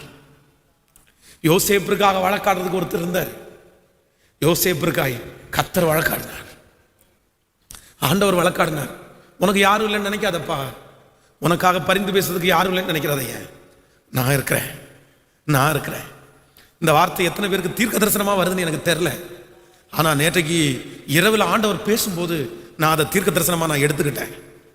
நீங்க போகிற இடத்துல, நீங்க எஜமானுக்கு முன்பாக நிற்கும் போது, நீங்க அந்த பிரச்சனைக்கு முன்பாக நிற்கும் போது நீங்க எல்லாரும் ஜெபம் பண்ணுங்க, ஆண்டவரிடத்துல கேளுங்க, தகப்பனே எனக்காக வழக்காடுறதுக்கு மனுஷன் யாருமே இல்லை ஆண்டவரே, எனக்காக பேசுறதுக்கு மனுஷன் யாரும் இல்லை ஆண்டவரே, நீங்க வழக்காடாதீங்க, உங்களுக்கு பலன் இல்லை, நீங்க வழக்காடுறதுக்கு யாரையோ ஒருத்தரை கூட்டிட்டு வந்து நிறுத்தாதீங்க. எனக்கு வழக்காடுறதுக்கு யாருமே இல்லைன்றதுக்காக யாரோ ஒருத்தரை பணம் கொடுத்து கூட்டிட்டு வந்து நிறுத்தாதீங்க, சொல்லி கூட்டிட்டு வந்து நிறுத்தாதீங்க. நீங்க விட்டுருங்க. உங்களுக்கு வழக்காடுவதற்கு யாரும் இல்லாததை கர்த்தர் பார்க்கிறார், ஆண்டவர் பார்க்கிறார். வழக்காடுவதற்கு யாரும் இல்லாததினாலே என்னுடைய ஆண்டவரே உங்களுக்காக இறங்கி வந்து உங்களுக்காக வழக்காடுவேன் என்று வாக்கு கொடுக்கிறார். கர்த்தர் வழக்காடுவாரே ஆனால் நான் நம்புகிறேன் நீங்கள் வெட்கப்பட்டு போக மாட்டீர்கள். கர்த்தர் வழக்காடுவாரே ஆனால் உங்களுக்குத்தான் ஜெயம். கர்த்தர் வழக்காடுவாரே ஆனால் உங்கள் பக்கத்திலே இருக்கிற நியாயத்தை கர்த்தர் சொல்லுவார். கர்த்தர் வழக்காடுவாரே ஆனால் உங்கள் பக்கத்துல தான் ஆண்டவர் பேசுவார். கர்த்தர் வழக்காடுகிற மனுஷன் சோர்ந்து போக வேண்டிய அவசியமே இல்லை, சோர்ந்து போக வேண்டிய அவசியமே இல்லை. தேவனே வழக்காடுவார், நான் யார்கிட்டையும் போய் நிற்க மாட்டேன் ஆண்டவரே. நான் எந்த உதவிக்காக கேட்க மாட்டேன் ஆண்டவரே. நான் வழக்காடுறதுக்காக வக்கீல்கிட்ட போக மாட்டேன் ஆண்டவரே. நான் காவல்துறைக்கு போக மாட்டேன் ஆண்டவரே. நான் அரசியல்வாதிகள்கிட்ட போக மாட்டேன் ஆண்டவரே. எனக்காக வழக்காட யாரும் இல்லை, எனக்காக நீங்க தான் வழக்காடணும். சொல்லுங்க, பிரச்சனைக்கு முன்னாடி சொல்லுங்க, மனுஷனுக்கு முன்னாடி எனக்காக நீங்க வழக்காடுங்க ஆண்டவரேன்னு சொல்லுங்க. கர்த்தர் உங்களுக்காக வழக்காடுவதற்கு வல்லவராக இருக்கிறார். நான் நம்புறேன். நம்முடைய திருச்சபை 2005வது வருஷம் ஆரம்பிக்கப்பட்டு இத்தனை ஆண்டுகளும் வருகிறது. எத்தனை பேர் யுத்தம் பண்ணுவதற்காக வந்திருக்கிறார்கள், எத்தனை பேர் வழக்காடுவதற்காக வந்திருக்கிறார்கள். ஆனால் கர்த்தருடைய பலிபீடத்திலிருந்து சொல்கிறேன், இன்று வரைக்கும் யாரிடத்திலும் நான் வழக்காட போனதில்லை. பலன் இருந்தும் வழக்காட போனதில்லை. ஒரு விசை திருச்சபையில் இருக்கிற இந்த கண்ணாடி எல்லாம் அடிச்சு உடைக்கப்பட்டிருக்கிறத ஒரு காவல்துறை அதிகாரி பார்த்துட்டு என்கிட்ட வந்து சொன்னாரு, இது ஏன் இப்படி உடஞ்சிருக்கு அப்படின்னு கேட்டாரு. உடனே நான் சொன்னேன், ஒருத்தர் வந்து கல்லை தூக்கி எடுத்து உடச்சு போட்டார் அப்படின்னு. அப்படி உடச்சு போட்டாருன்னு சொன்ன உடனே அவருக்கு ரொம்ப கோவம் வந்துச்சு. என்ன கல்லை தூக்கி உடச்சிட்டாருன்னு சொல்லிட்டு நீங்க அசால்ட்டா சொல்லிட்டு இருக்கிறீங்க, யார் அவன், கல்லை தூக்கி வீசடிச்சவன் அவன் சொல்லுங்க அப்படின்னு. உடனே நான் சொன்னேன், வேணாம் சார் வேணாம், நான் மன்னிச்சிட்டேன், நான் அவரை விட்டுட்டேன் அப்படின்னு. என்ன சொல்றீங்க, நீங்க என்ன மன்னிக்கிறது, நீங்க என்ன விடுறது, இன்னைக்கு கண்ணாடி அடிச்சு உடச்சுனா வேற ஏதாவது பண்ணிட்டு இருப்பான், அவன் அப்படியே விட முடியாது ஃபாஸ்டர், நீங்க உடனே கம்ப்ளைண்ட் கொடுங்க, நீங்க உடனே சொல்லுங்க, நீங்க யாருன்னு உங்களுக்கு தெரியுமான்னு கேட்டார். யாருன்னு தெரியும் சார் அப்படின்னு. யாருன்னு தெரியும்னா இம்மிடியட்டா எனக்கு சொல்றீங்க, நான் வந்து கண்டிப்பா ஆக்ஷன் எடுக்கணும், நான் ஆக்ஷன் எடுத்தாதான் அவன் அடுத்து ஒரு பிரச்சனை பண்ண மாட்டான் அப்படின்னு சொன்னாரு. எத்தனையோ இடத்துல கேட்டாரு, நீங்க ஒன்றும் பயப்படாதீங்க ஃபாதர், அவன் வந்து திரும்ப பிரச்சனை பண்ணுவான் நினைக்காதீங்க, நான் பாத்துக்கிறேன், நான் இருக்கிறேன் என்னமோ சொன்னாரு. ஆனா நான் மனசுக்குள்ள ஸ்ட்ராங்கா டிசைட் பண்ணிட்டேன், இல்லை இல்லை, நான் யாரோ ஒருத்தர்கிட்ட சொல்லி அவனுக்காக வழக்காட மாட்டேன். நானே கர்த்தர் தான் வழக்காடணும், ஆண்டவர் தான் வழக்காடணும், ஆண்டவர் தான் நியாயம் தீர்க்கணும். கர்த்தரே தொடட்டும், கர்த்தரே சந்திக்கட்டும். ஆனா நான் இன்றைக்கு நம்புறேன், நம்ம ஒரு புதிதாய் ஒரு பெரிய ஆலயத்தை கட்டும் போது அந்த மனுஷன் அந்த ஆலயத்துக்குள்ள இருப்பான்னு நான் நம்புறேன். விசுவாசியா கர்த்தர் கொண்டு வந்து நிறுத்துவார். நான் எனக்காக ஆட்கள் வழக்காட மாட்டாங்க, கர்த்தர் திருச்சபைக்காக வழக்காடி அந்த மனுஷனை ரட்சித்து தொட்டு கொண்டு வந்து நிறுத்தலைன்னா அப்போ பாருங்க, கர்த்தர் மனுஷன் வழக்காடுனா தண்டனை மட்டும்தான் கொடுப்பான், ஆனா கர்த்தர் வழக்காடுனா ரட்சிப்பையே கொடுத்துடுவாரு. ஹல்லேலூயா. அதனால நம்பர் 1, முதலாவதாக ஆண்டவருடைய பிள்ளைகளே, எப்போது ஆண்டவர் நமக்காக வழக்காடுவார்னா நமக்காக யாரும் இல்லாத போது கர்த்தர் நமக்காக வழக்காடுவார். அதனால வழக்காடுவதற்கு யுத்தம் பண்ணுகிறதற்கு யாரும் இல்லைன்னா நீங்க ஒரு ஆளை ஏற்பாடு பண்ண வேண்டிய அவசியம் இல்லை, அவசியம் இல்லை. பக்கத்தில் இருக்கிற கையை பிடிச்சி சொல்லுங்க, வீட்டில் இருக்கிறவங்களுடைய கரத்தை பிடிச்சி சொல்லுங்க, இங்க ஆராதனையில் இருக்கிறவங்களுடைய கரத்தை பிடிச்சி சொல்லுங்க, உங்களுக்காக வழக்காடுவதற்கு யாருமே இல்லாத போது நீங்க யாரையும் கூப்பிடாதீங்க, உங்களுக்காக வழக்காட யாரையும் கூப்பிடாதீங்க. யாரும் இல்லாதவர்களுக்காய் கர்த்தரே, சொல்லுங்க, யாரும் இல்லாதவர்களுக்காய் கர்த்தரே வழக்காடுவார். ஹல்லேலூயா. ஆமோதிக்கிறீங்களா? நம்பர் 2, இரண்டாவதாக ஆண்டவர் எப்பொழுது உங்களுக்காக வழக்காடுவார், இல்லை என்றால் யாருக்காக ஆண்டவர் வழக்காடுவார். இந்த அதிகாரத்தை நான் படித்துக்கொண்டே இருக்கும்போது எனக்கு ரொம்ப என்னுடைய மனதை தொட்ட இரண்டாவது காரியத்தை குறித்து நம்ம வாசிக்கலாமா? அதே 11ஆம் அதிகாரத்தில் 2 சாமுவேல் 11ஆம் அதிகாரம் நீங்கள் எடுத்துக்கொள்ளுங்கள். நீங்கள் 7வது வசனத்திலிருந்து வாசிக்கலாம். உரியா அவனிடத்தில் வந்தபோது, 11ஆம் அதிகாரம் 7வது வசனம். உரியா அவனிடத்தில் வந்தபோது தாவீது அவனை பார்த்து, யோவாப் சுகமாய் இருக்கிறானா, ஜனங்கள் சுகமாய் இருக்கிறார்களா? இப்போ 9வது வசனத்தை வாசிக்கலாம். ஆனாலும் உரியா தன் வீட்டிற்கு போகாமல் ராஜா அரண்மனையின் வாசலில் தன் ஆண்டவனுடைய எல்லா சேவகரோடையும் கூட படுத்து கொண்டிருந்தான். ஹலோ, நல்லா கவனிங்க. நான் என்ன நம்புறேன் அப்படின்னா, இந்த யோவாப் இப்பொழுது வந்துட்டாரு, ராஜா அரண்மனையில் வந்துட்டாரு. இந்த அரண்மனைக்குள்ள ராஜா மட்டும் தனியா இல்ல, ராஜாவோட கூட சேர்ந்து கொஞ்சம் பேர் அங்க இருக்கிறாங்க. இப்போ ராஜா என்ன சொல்றாரு அப்படின்னா, நீ வந்திருக்கிற, நீ பிரயாணத்திலிருந்து வந்த, நீ களைச்சிருப்பல்ல, நீ ரொம்ப களைப்பா இருப்பல்ல, நீ ஒண்ணு பண்ணு, நீ யுத்தத்திலிருந்து வந்ததுனால இவங்களோட சேர்ந்து படுக்காத, நீ உன் வீட்டில் போய் நிம்மதியா படுத்து தூங்கு அப்படின்னு சொல்றாரு. கவனிங்க, இப்போ பொதுவா நான் சொல்றேனே, ராஜா பர்சேவால கூட்டு பேசுறாரு, பர்சேவா இங்கேயும் அங்கேயும் வந்துட்டும் போயிட்டும் இருக்காங்க, கூட நிறைய பேர் இருக்கிறாங்க. நான் ஒண்ணு நினைக்கிறேன், என்ன நினைக்கிறேன் அப்படின்னா, எவனாவது ஒருத்தன் சொல்லியிருப்பான் இவன்கிட்ட, என்னடா உன் ஒய்ஃப் அடிக்கடி இங்க வந்துட்டு போகுது, உன் ஒய்ஃப் அடிக்கடி இங்க பார்த்தேன், ராஜா கூட்டு பேசிட்டு இருந்தாரு, என்னன்னு தெரியல அப்படின்னு சொல்லும் போது, எந்த ஆண்களானாலும் அப்படி சொல்லி இருந்தா கண்டிப்பா ராஜா என்னமா சொன்னாரு, தப்பா நினைக்கலன்னா கூட சரியா இல்ல ராஜா ஏதாவது சொன்னாரா, ஏதாவது பிரச்சனையா அப்படின்னு கண்டிப்பா கேட்பாரு. ஆனா இந்த ராஜா கழுத்தை புடிச்சு வீட்டுக்குள்ள தள்ளுறாரு. நீ போ. நம்மளா இருந்தா என்ன பண்ணுவோம்? யுத்தத்துக்கு இந்த மாதிரி நம்மளை அனுப்பி இருந்தா ரெஸ்ட் டைம் கிடைக்குதுன்னா, அப்பா சாமி இதாண்டா நமக்கு லக்கி அடிச்சிருச்சு, நம்ம எந்த வேலையும் பண்ண வேணாம்ப்பா, வீட்டில் போய் நிம்மதியா படுத்து தூங்கலாம்ப்பா, நம்ம அப்படிதான் நினைப்போம். ஆனா இந்த உரியா தனக்கு கொடுக்கப்பட்டிருக்கிற பொறுப்புல உண்மை உள்ளவன். அவன் சொல்றான், அத்தனை பேர் அங்க கஷ்டப்படுறாங்க, அத்தனை பேர் வெயிலையும் மழையிலையும் நிக்கிறாங்க, அத்தனை பேர் பாடுபட்டு இருக்கும் போது நான் மட்டும் என் வீட்டில் போய் சந்தோஷமா இருக்க, நான் இங்கே படுத்துக்கிறேன், நான் இங்கே படுத்துக்கிறேன், நான் இங்கே படுத்துக்கிறேன். இதுக்கு அர்த்தம் என்னன்னா, நான் நம்புறேன் உரியா உண்மை உள்ளவன். உரியா யாரு? சத்தமா சொல்லுங்க. நம்பர் 2, இரண்டாவது, ஆண்டவர் யாருக்காக வழக்காடுவார் தெரியுமா? ஆண்டவர் யாருக்காக யுத்தம் பண்ணுவார் தெரியுமா? உங்க விஷயம் உண்மையாய் மட்டும் இருக்குமே ஆனால், நீங்கள் தவறு செய்யாதவர்களாய் இருப்பீர்களே ஆனால், உங்க பட்சத்துல நியாயம் இருக்குமே ஆனால், ஆண்டவருடைய பிள்ளைங்க அநியாயம் பண்றவனை பார்த்து பயப்பட வேண்டிய அவசியமே இல்லை, அவசியமே இல்லை. ஏன் அப்படின்னா, உண்மையுள்ள ஒரு மனுஷனுக்காக என் கர்த்தர் வழக்காடுவார். ஆமோதிக்கிறீங்களா? என் கர்த்தர் வழக்காடுவார். பாஸ்டர் நான் ஒரு தப்பும் பண்ணல பாஸ்டர், நான் ஒரு தீமையும் பண்ணல பாஸ்டர். அவன் சொல்றது மொத்தமும் பொய், அவன் போட்டிருக்கிறது மொத்தமும் பொய் கேசு, அவன் பண்றது மொத்தமும் பொய் பாஸ்டர். திருப்புறான், திசையை திருப்புறான், எல்லாம் என் பக்கத்துல திருப்பி விட்டுட்டான். ஐயோ இப்படி அவன் இருப்பான்னு எனக்கு தெரியல, நான் உண்மையா இருந்தேன், நான் இந்த காரியத்தை செய்யவே இல்லை, நான் நியாயமா இருந்தேன். ஆனா அவனுக்கு ஆள்பலம் இருக்கின்றதுக்காக அவன் என் பேர்ல எல்லா தப்பையும் போட்டுட்டான், எல்லாத்தையும் நான் செஞ்சது மாதிரி எனக்கு நேரா திருப்பிட்டான்.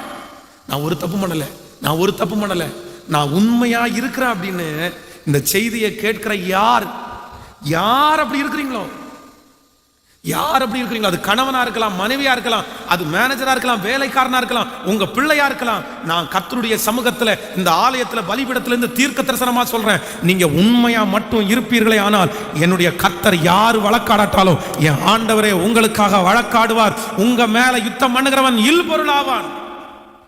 தாவீதிடத்துல ஆண்டவர் ஏன் வழக்காடுறாரு? இருதயத்திற்கு ஏற்ற தாசனிடத்துல ஏன் ஆண்டவர் வழக்காடுறாரு? தாவீது அப்படி நேச்சார் ஆண்டவர். ஆனா தாவீது ஜெபம் பண்றான், ஆண்டவரே என் பிள்ளைகளுக்கு இந்த சாபம் தொடர வேண்டாம், என்னை மன்னிச்சிருங்க.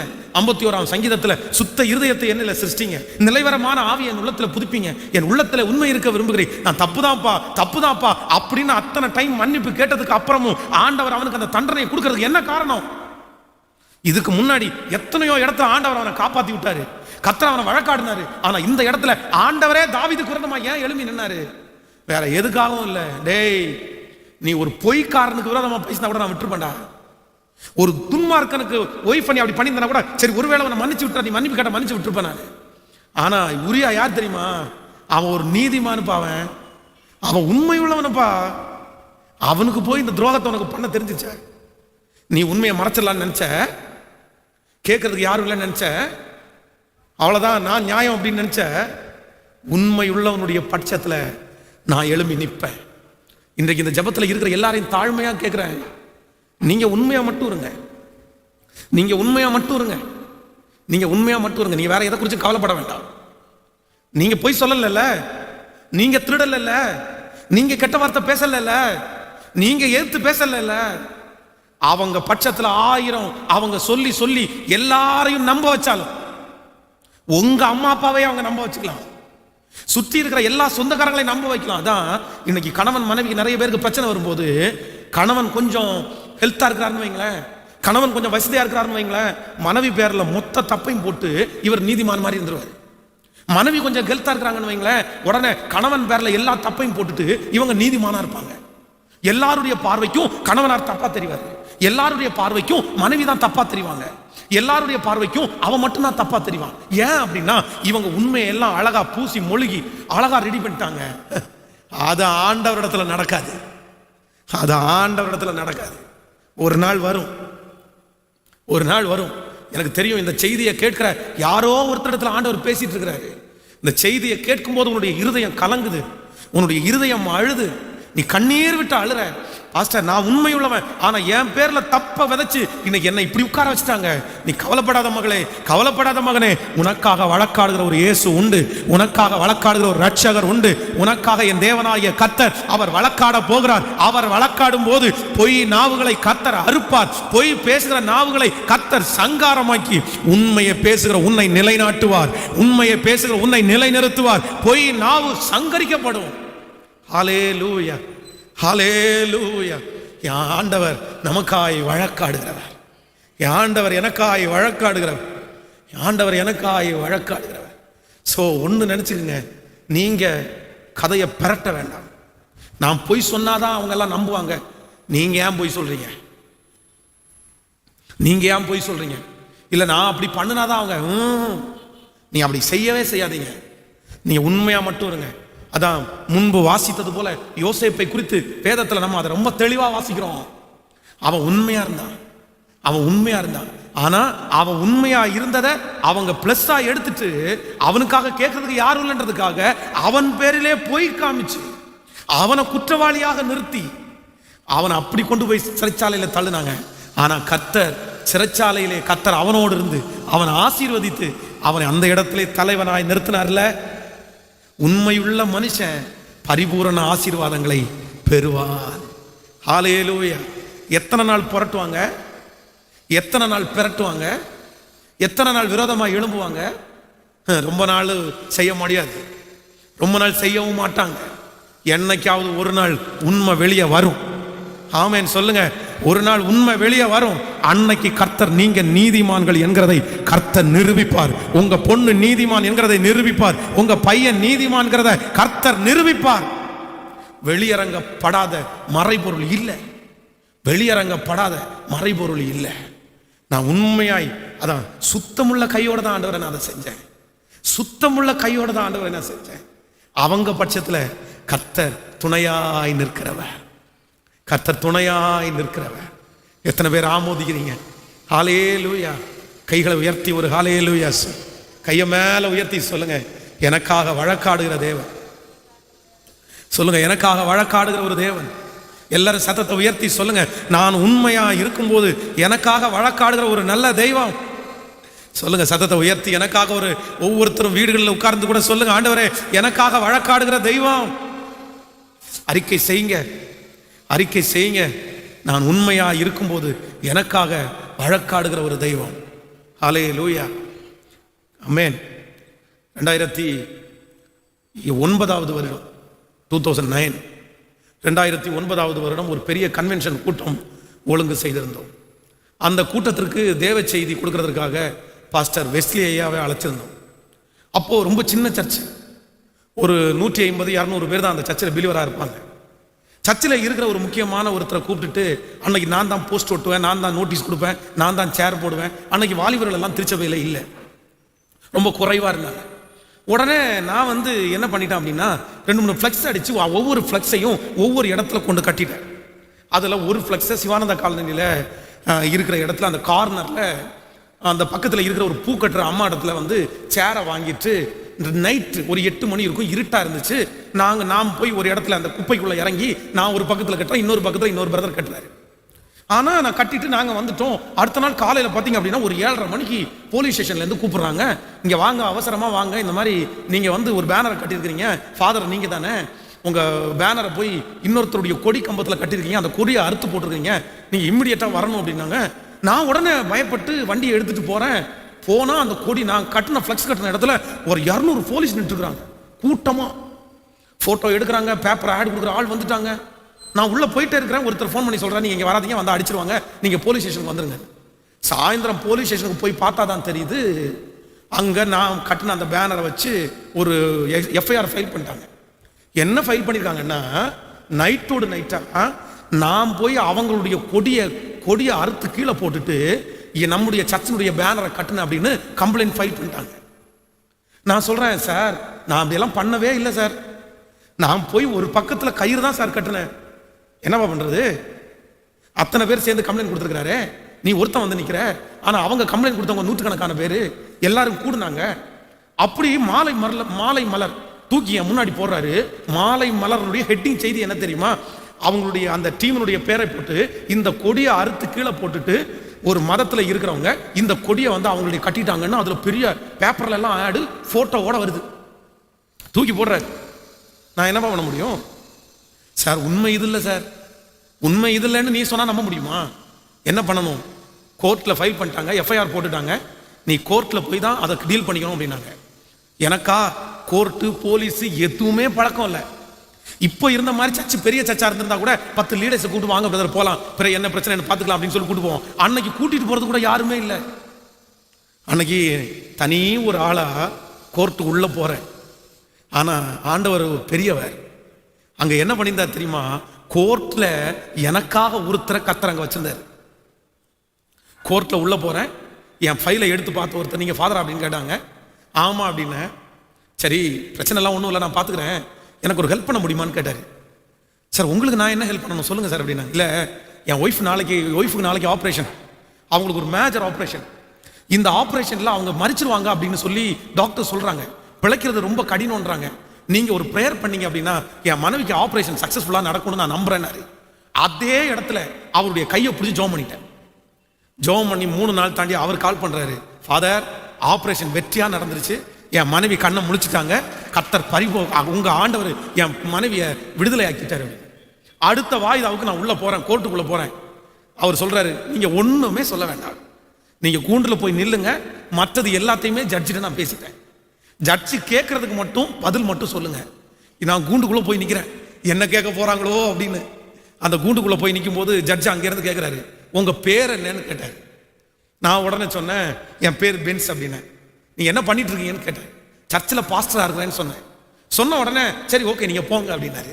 அவ்வளவுதான். வெறும் 700 ரூபாய், 700 rupees.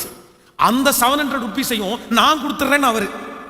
அந்த 700 ரூபாய் நான் கட்டிடுறேன், நீங்க ஏன் கட்டுறீங்க? என் மனைவிக்கு இவ்வளவு பெரிய அற்புதத்தை ஆண்டவர் செஞ்சிருக்கிறாரு.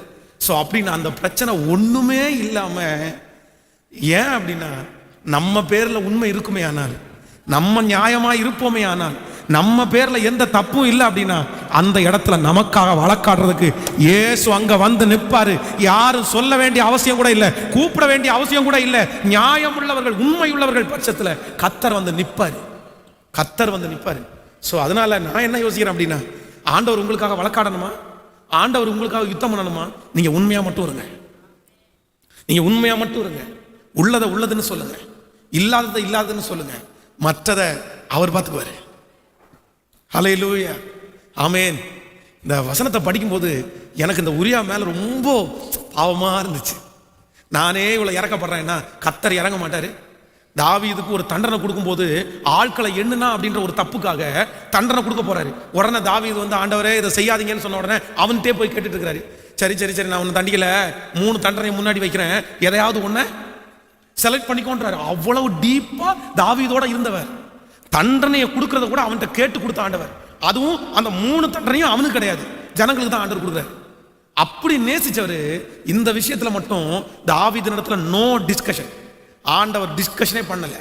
ஏன் இப்படி பண்ணுனேன்னு கூட கேட்கல, டைரக்டா தண்டனை மட்டும் தான் கொடுத்தாரு. என்ன பண்ணிட்டு இருக்கிற? ஏன் அப்படின்னா உரியா உண்மை உள்ளவனப்பா, உரியா வேலையில உண்மை உள்ளவன்.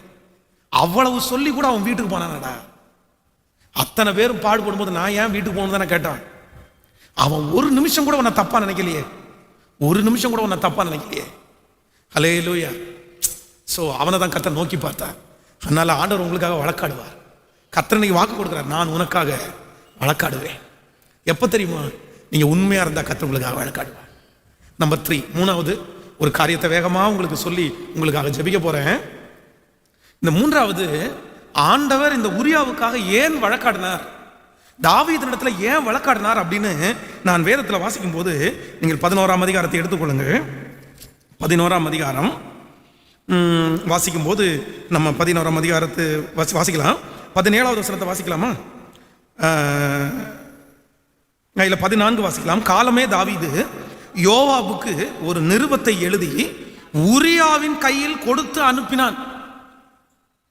அந்த நிருபத்திலே மூரமாய் நடக்கிற போர் முகத்திலே நீங்கள் உரியாவை நிறுத்தி அவன் வெட்டுண்டு சாகும்படி அவனை விட்டு பின்வாங்குங்கள் என்று எழுதியிருந்தது. ஹலோ, கவனிங்க ஒரு நிமிஷம் எல்லாரும். என்ன, ஒருத்தனுடைய கையில் ஒரு லெட்டர் கொடுக்கப்படுது, அது ஓலை சுருள் மாதிரி. அதில் என்ன எழுதப்பட்டிருக்கு அப்படின்னா, யாருடைய கையில் லெட்டர் கொடுக்கப்பட்டிருக்கிறதோ அந்த மனுஷனை, உரியாவை, யுத்தம் மும்முரமா நடக்கும்போது அவனை என்ன பண்ணுங்க, முன்னாடி விட்டுட்டு நீங்க என்ன பண்ணிருங்க, பின்வாங்குங்க. தன்னை கொல்றதற்காக தான் கையில எழுத கொடுக்கப்பட்டிருக்கிற லெட்டரை பிரிச்சு படிச்சு பார்க்கணுன்ற ஒரு எண்ணம் கூட உரியாவுக்கு என்ன பண்ணல, வரவே இல்லை. எனக்கு ரொம்ப கஷ்டமா இருந்துச்சு. இங்க வாசிங்க அடுத்து. அப்படியே யோவாப் அந்த பட்டணத்தை சூழ காவல் போட்டிருக்கையில் பராக்கிரமசாலிகள் இருக்கிறார்கள் என்று தான் அறிந்த இடத்தில் உரியாவை நிறுத்தினான். ஹலோ, உரியா ஒரு சாதாரணமான ஒரு ஆள், உரியா சாதாரணமான ஒரு சேவகன். இவன் அவ்வளவு பெரிய பராக்கிரமசாலி அல்ல. யுத்தத்தில் எப்பொழுதுமே முன்னாடி நிறுத்துறவங்களை பெரிய பெரிய ஆட்கள் எல்லாம் நிறுத்துவாங்க. ஃபர்ஸ்ட் நல்ல யுத்தம் பண்றவங்களை நிறுத்திட்டு அப்படியே படிப்படியா குறையும். ஆனா இவன் ஒரு 4வது 5வது கேட்டகரியில நிற்கக்கூடியவன். இப்போ 4வது 5வது கேட்டகரியில இருக்கிற ஒரு ஆளை, ஊர்ல இருந்து இப்ப வந்த ஆளு, இங்க என்ன நடந்துச்சு, எவ்வளவு பெரிய பிரச்சனை நடந்துச்சு எதுவுமே அவனுக்கு தெரியாது. அவனை தூக்கி முன்னாடி போட்டா அவனால கண்டிப்பா யுத்தத்துல எதுவும் பண்ண முடியாது, அது எல்லாருக்குமே தெரியும். ஆனா இவனை தூக்கி பராக்கிரமசாலிகள் இருக்கிறார் என்று தெரிந்து அந்த இடத்துல யோவாப் தூக்கி போடுறாரு. ஏற்கனவே யோவாப்புக்கு தாவீதின் மேல காண்டு இருக்குது. தாவீதை அந்த அளவுக்கு பிடிக்காது. ராஜான்றதுக்காக மட்டும்தான் யோவாப்பு தாவீதோட இருக்கிறாரே தவிர யோவாப்புக்கு தாவீதின் மேல ஒரு பொறாமை இருந்துட்டே இருக்குது. கண்டிப்பா லெட்டரை ஒளிச்சு வாசிச்சிருக்க மாட்டாரு, நேருக்கு தான் வாசிப்பாரு. லெட்டரை படிச்சு பார்த்த உடனே யோவாபுனுடைய கேரக்டர் அப்படியே சேஞ்ச் ஆகுது. நம்மளா இருந்தா என்ன பண்ணுவோம்னா, அந்த இடத்துக்கு நான் போக மாட்டேன், ஏன்னா அந்த இடத்துல பராக்கிரமசாலிகள் இருக்கிறாங்க, என்ன போடாதீங்க. ஆனா இந்த உரியாவின் இடத்துல நான் என்ன கண்டுபிடிச்சேன் அப்படின்னா, இவன் யோவாப் சொன்னதற்கு தாழ்ந்து போனான். இங்க மட்டும் இல்ல, தாவீது அவ்வளவு பெரிய தப்ப பண்ணிட்டு வீட்டுக்கு போன்னு துரத்துனதுக்கு அப்புறம் கூட தாவீதை பார்த்து என்ன சொல்றான் தெரியுமா, என் ஆண்டவன். கவனிங்க, உங்களுக்கு விரோதமாய் மனிதர்கள் வழக்காடும் போது, உங்களுக்கு விரோதமாய் மனிதர்கள் யுத்தம் பண்ணும்போது நீங்க தாழ்ந்து மட்டும் போயிட்டீங்க, கர்த்தர் சும்மாவே இருக்க மாட்டார். ஹலோ, புரியுதா? கேக்குறீங்களா? உங்களோட வழக்காடும் போது நீங்க என்ன பண்ணணும்? தெரியுமா? உங்களோட வழக்காடுதலிடத்திலே கர்த்தர் வழக்காட வேண்டும் என்றால் நீங்க எப்ப தாழ்ந்து போறீங்களோ அப்ப கர்த்தர் உங்களுக்காக வழக்காடுவார். நீங்க தாழ்ந்து போங்க. உங்களோட வழக்காடுறாங்களா, உங்களுடைய இல்லாமையை புரிந்து கொண்டு வழக்காடுறாங்களா, தாழ்த்துங்க. வெகுளித்தனமா இருக்கிறவங்களை கர்த்தர் விட மாட்டார். எவ்வளவு வெகுளி பாருங்க. யுத்தத்தில் இருந்துட்டு அவனுக்கு ஒரு ஷார்ப்னஸ் கூட இல்லை. அதான் ஆண்டவர் யாருக்கு துணை நிற்கிறாரோ இல்லையோ, இந்த வெகுளித்தனமா இருக்கிறாங்க பாருங்க, அவங்களுக்கு ரொம்ப துணை நிற்பாரு. கண்ணிங்கா இருக்கிறவங்களுக்கு ரொம்ப துணை நிற்க மாட்டார். சிலர் பார்த்தீங்கன்னா கண்ணிங்கா இருப்பாங்க, எல்லாத்துலேயுமே கண்ணிங்கா இருப்பாங்க. ஆனா சிலர் பார்த்தீங்கன்னா யதார்த்தமா இருப்பாங்க, வெகுளித்தனமா இருப்பாங்க. வெகுளித்தனமா இருக்கிறவங்களுக்கு ஏதோ ஒரு இடத்துல கத்தர் அவங்களுக்கு ஒரு லக்கு வச்சிருப்பாரு, அவங்க பட்சத்தில் கத்தர் இருப்பாரு. நீங்க கண்ணிங்கா இருக்காதீங்க. நீங்க என்ன பண்ணுங்க அப்படின்னா, வழக்காட நான் தாழ்ந்து போறேன். தாழ்மை உள்ளவனுக்கு கர்த்தர் கிருபை அளிக்கிறார். ஆமென். தானியேல் தான் கூட வேலை செஞ்சவங்க எல்லாரும் தானியேலுக்கு விரோதமாக எழும்பி அவனை ராஜாவினிடத்தில் போட்டு கொடுத்து ராஜாவையே ஏமாத்தி தாக்கீதுல கையெழுத்து வாங்கிட்டாங்க. ஆனா தானியேலுக்கு ராஜா ரொம்ப சப்போர்ட். ராஜாவுடைய துணையோடு கூட அங்கே இருக்கிற வேலைக்காரங்க யாரையுமே தாழ்வாக மதிப்பு போடவே இல்லை. தானியேல் தாழ்ந்து போனான், கர்த்தர் அவன் பட்சத்திலே கிருபையாக இருந்தார். ஆமென் சொல்லு. ஹல்லேலூயா. கர்த்தர் உங்களுக்காக வழக்காட போறாரு சிஸ்டர், பிரதர். ஆண்டவர் உங்களுக்காக வழக்காட போறாரு.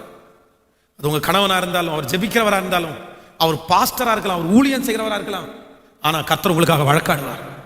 அவங்க நல்லவங்கன்னு ஊர்ல இருக்கிற 1000 பேர் சொல்லலாம், ஆனா கர்த்தர் உங்களுக்காக வழக்காடுவார்.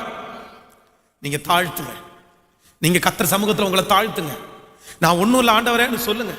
எனக்கு யாரும் இல்லை ஆண்டவரேன்னு சொல்லுங்க. எனக்கு பலன் இல்லை ஆண்டவரேன்னு சொல்லுங்க. எனக்கு தைரியம் இல்லைன்னு ஆண்டவர் சொல்லுங்க. ஆண்டவரே அவனுக்கு விரோதமா போராடுறதுக்கு எனக்கு எதுவுமே இல்லை ஆண்டவரேன்னு சொல்லுங்க. நீங்க தாழ்த்த தாழ்த்த தாழ்த்த தாழ்த்த நீங்க ஒன்றும் இல்லாமங்களாத போக முடியாது. நீங்கள் தாழ்த்த தாழ்த்த உங்க பக்கத்தில் ஆண்டவர் நின்று உங்களுக்காக வழக்காடுவேன் என்று கர்த்தரே வாக்கு கொடுக்கிறார். கர்த்தர் உங்களுக்காக வழக்காடுவார். ஆண்டவர் உங்களுக்காக வழக்காடுவார். அதான் சொல்றாரு, இந்த யுத்தம் உங்களுடையதல்ல, இந்த யுத்தம் என்னுடையது. இந்த யுத்தம் என்னுடையது. இந்த யுத்தம் என்னுடையது. அலங்கத்தை கட்ட போன தேவ மனுஷன் சன்பலாத் தொபியா 2 பேரும் எழும்பி அவனுக்கு விரோதமாய் அவ்வளோ பெரிய பிரச்சனை பண்ணும்போது இவன் என்ன பண்ணான் அப்படின்னா, கர்த்தரை மட்டும் தான் நோக்கி பார்த்தான். ஒரே எங்களுக்கு பலன் இல்லைப்பா, எங்களுக்கு பலன் இல்லைப்பா, நீர் துணை செய்யும். ஆண்டவர் அவனுக்காக வழக்காடினாரா? 10 லட்சம் பேருக்கும் அதிகமான பேர் ஆப்போசிட்ல நின்று இருக்காங்க. இவன்கிட்ட இருக்கிறது ரொம்ப கம்மியான பேர். ஆனா ஜெபம் பண்றான், பலன் உள்ளவனுக்காகிலும் பலனற்றவனுக்காகிலும் உதவிகள் செய்வது உமக்கு. ஏராளமான இந்த கூட்டத்திற்கு விரோதமாய் போகிறதற்கு எங்களுக்கு, நாங்கள் போகும் வழி இன்னதென்று எங்களுக்கு, ஆதலால் எங்க கைகள் உண்மையே நோக்கி பார்க்குது.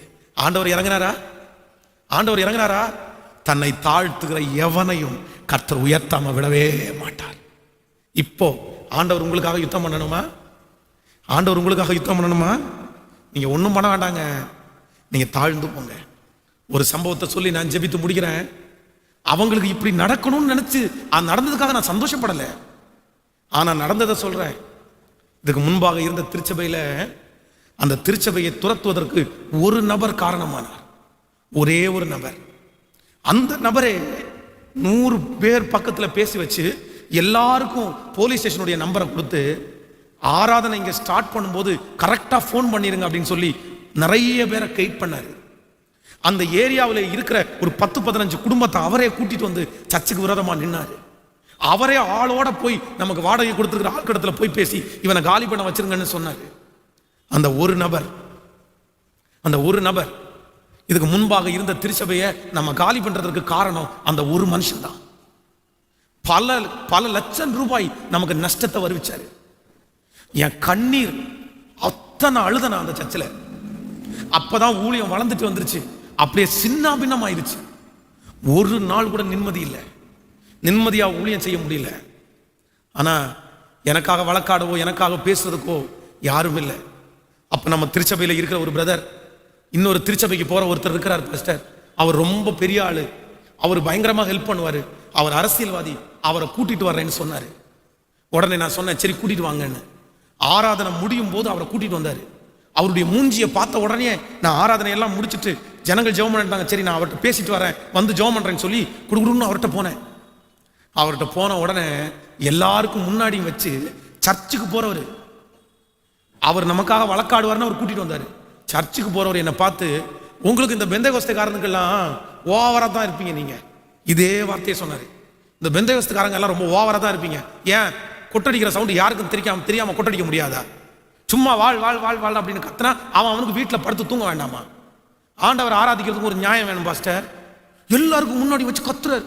என்ன எனக்கு சப்போர்ட் பண்ண வந்தவர், வழக்காட வந்தவர். நான் அப்படியே விருத்தின மனசே உடஞ்சிருச்சு. சரி பிரதர், சரி எல்லா தப்பையும் என் மேலே சொல்றாரு அவரு. நீங்க அப்படி இல்லாதனாலதான் அவன் சண்டைக்கு வரான், நீங்க ஒழுங்கா இருங்க, அப்படி பண்ணுங்க இப்படி பண்ணுங்கன்னு போயிட்டார் அவரு. உடஞ்சிட்ட மனசு. நான் ஆண்டுடைய சமூகத்தில் வச்சேன். கர்த்தர் நமக்கு இந்த இடத்த கொடுத்தார். இடத்த கொடுத்து ஒரு நாள் அந்த பக்கம் தான் வீடு குடியிருந்தேன். இந்த சர்ச்சை 5 மணி ஜபம் முடிச்சுட்டு போகும்போது அந்த பிரச்சனை பண்ணின அந்த நபர், இந்த ரயில்வே கேட்டு அப்போ இருந்துச்சு, அந்த ரயில்வே கேட்டில் அவர் நின்றுட்டு இருந்தார். ரயில்வே கேட்டில் நின்றுட்டு இருக்கும்போது அவர் எப்போவுமே புல்லட்டில் வர்றவர் அன்னைக்கு டிவிஎஸ் 50 தான் வந்தார். அவருடைய டிவிஎஸ் 50 மேலே கையை வச்சுட்டு சொன்னேன், சார் உங்களுக்கு டிவிஎஸ் 50 நல்லாவே இல்லை சார், உங்களுக்கு புல்லட் சார் தான் சார் சூப்பராக இருக்குது. சொன்ன உடனே சிரிச்சிட்டாரு. நான் ஒப்புரவாயிட்டேன். நான் அவருக்கு முன்னாடி தாழ்ந்து போயிட்டேன். அவ்வளவு துரோகம் பண்ணியும் நான் அவர்கிட்ட பேசிட்டேன். நடந்தது என்ன தெரியுமா? அவர்களுக்குள்ளே ஒரு பெரிய சொத்து தகராறு குடும்பத்திலே வந்து இவர் கத்தியை தூக்கிட்டு ஒருத்தரிடத்துல போய் அடிதடி சண்டையாகி பெரிய வெட்டுக்குத்தாகி போலீஸ் ஸ்டேஷனுக்கு போய் இன்று வரைக்கும் நிம்மதியே இல்லாம அந்த மனுஷன் இருக்கிறான். ஒரு துளி நிம்மதி இல்லை அவங்க குடும்பத்தில், ஒரு துளி நிம்மதி இல்லை. கொலைகேஸ் அவர் பேர்ல இருக்கு. ஆனா நான் நம்புறேன், நமக்காக வழக்காடுகிறவர்களோட தேவன் வழக்காடுவார், கர்த்தர் வழக்காடுவார். எப்ப தெரியுமா? நீங்க தாழ்ந்து போங்க, நீங்க தாழ்ந்து போங்க, நீங்க தாழ்ந்து போங்க. அவன் திட்டுறானா, சரிப்பா இனி வராம பாத்துக்கிறேன்ப்பா. அவன் கெட்ட வார்த்தையில பேசுறானா, சரிப்பா பாத்துக்கிறேன்ப்பா. அந்த குணம் நமக்கு அவ்வளவு சீக்கிரமா வராது. ஆனா நம்ம பழகி கொண்டால் நமக்காக கர்த்தரே இறங்கி வந்து நிற்பார். ஹல்லேலூயா. சந்தோஷமா? நமக்காக கர்த்தர் வழக்காடுவார். நீர் என் வழக்காடிகளோடையே வழக்காடி, என்னோடு யுத்தம் பண்ணுகிறவர்களோட நீர் எனக்காக யுத்தம் பண்ணும். எல்லாரும் அப்படியே எழும்பி நில்லுங்கள், உங்களுடைய வீடுகளில் எழும்பி நில்லுங்கள். ராஜா நல்லவர், தேவன் நல்லவர். அடுத்த ஆராதனைக்கு நம்ம போறதுக்குள்ள இந்த ஆராதனையில ஒப்பு கொடுத்து என் கூட பேசினதற்காக நன்றி ஆண்டவரே. கைகள் அப்படியே மேல உயர்த்தி சொல்லுங்க, ஆண்டவரே என் கூட பேசினதற்காக நன்றி ஆண்டவர். பிரதர், ஆண்டவர் உங்களுக்காக வழக்காடுவார். பிரதர், சிஸ்டர், ஆண்டவர் உங்களுக்காக வழக்காடுவார். சிஸ்டர், வெகு சீக்கிரத்தில் இது நடக்கும், வெகு சீக்கிரத்தில் இது நடக்கும்.